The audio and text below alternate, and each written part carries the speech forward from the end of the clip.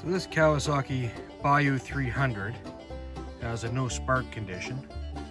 So the first thing I did is I opened up the cluster here and tested to see if the power was getting passed through the kill switch, and the kill switch is working.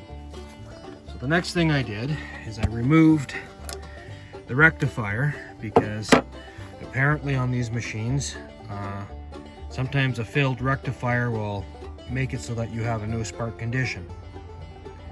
So the next thing after that is I tested to make sure that this wire right here that goes onto the coil has power. So there's power going to the coil. The other wire that goes onto the coil comes from the CDI. So before I go through that, I figured maybe I should test the pulse coil. Now the pulse coil has a cable like this, and as you can see the colors here. On this machine it's blue and black. And if you test the resistance through the pulse coil, it should be, I'm gonna say, probably in the 400 ohm range. And when I test it, it's open circuit, so it's acting like there's nothing on the other end of these wires. I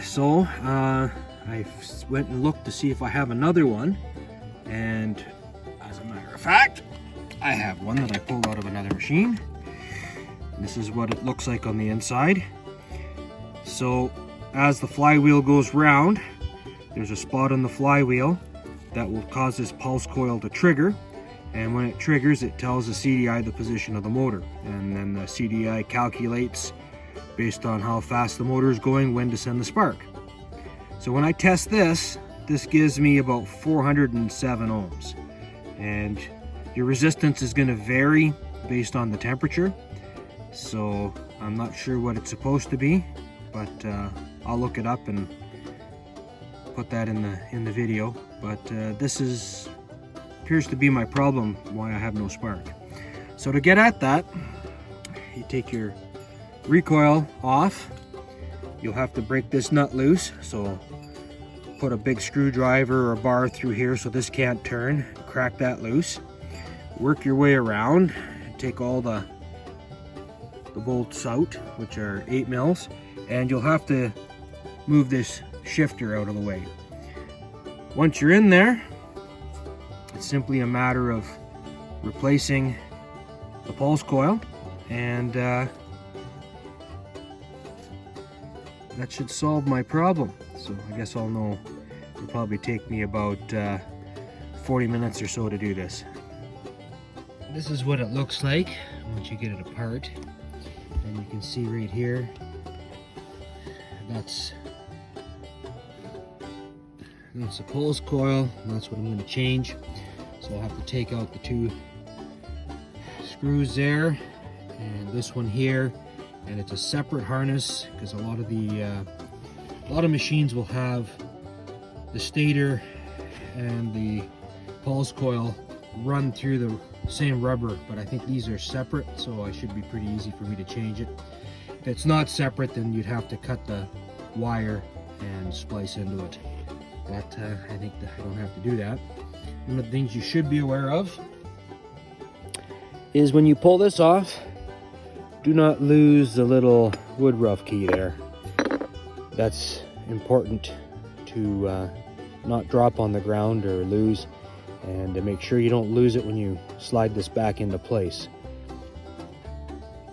Alright, so let's see if we can't get this swapped out real quick.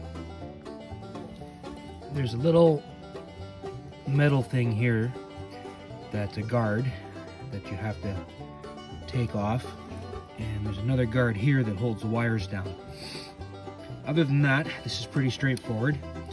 I cut the gasket on both sides, pop the old rubber pieces out, put the new ones in, and what I'm going to do is I'm going to put some liquid, like form a gasket on it. This is what I use. There's other stuff out there, but that's what I can grab at the local store. So I'll just put that on where I cut the little pieces of gasket out, and then reuse the old gasket and put it back on. The old one is still hanging here. I gotta disconnect it out of the clip up there and pull it right out. And but at this point, I'm just gonna put this back together and stand the machine back up on its tires. Well, I got it all closed up. I just have to put the 3 bolts back on this. There's one on the back side, 2 on the front, and then I'll stand it back up and plug that in, take the old one out, and crank it over and see if I have spark.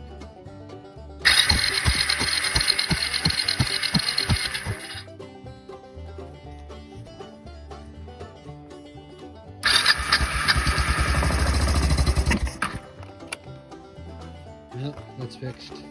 Hooray!